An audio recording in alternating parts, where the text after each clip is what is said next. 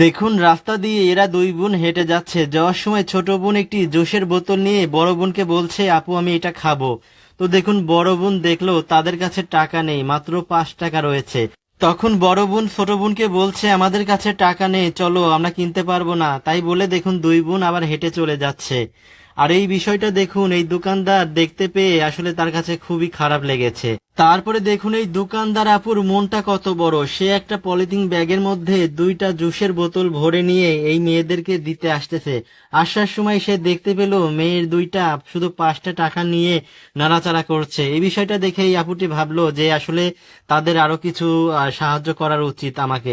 তারপর দেখুন এই আপু তার দোকান থেকে 2 প্যাকেট বিস্কুট এবং তার ব্যাগের থেকে দেখুন অনেকগুলো টাকা এই খাবারের পলিথিনের মধ্যে ভরে নিল। ভরে দেখুন এখন এই আপু এই ছোট্ট এতিম 2টা অসহায় বাচ্চার কাছে যাচ্ছে। যাওয়ার পরে দেখতে পেল যে তারা খিদের যন্ত্রণা সহ্য না করতে পেরে ঘুমিয়ে গেছে। তখন দেখুন এই দোকানদার আপুটি করলো কি, সেই খাবারগুলো সাইডে রেখে তাদেরকে না ডেকে এখান থেকে চলে গেল। তারপরে মেয়ে 2টার যখন ঘুম ভাঙলো তো বড় বোন বলছে ছোট বোনকে, বোন ওঠো চলো আমরা আবার বোতল কুড়াই। তো মেয়ে 2টা যখন এখান থেকে উঠে চলে যাবে দেখতে পাচ্ছে কেউ একজন তাদেরকে কিছু খাবার দিয়ে গেছে। তারপর মেয়েটি পলিথিনের মধ্যে থেকে একটা বিস্কুট বের করে ছোট বোনের হাতে দিল। আর মেয়েটি তখন খেয়াল করলো এই পলিথিন ব্যাগের মধ্যে অনেকগুলো টাকা। আর এই টাকাগুলা পেয়ে দেখুন আল্লাহ তাআলার কাছে ওই বোনের জন্য মন থেকে দোয়া করতেছে।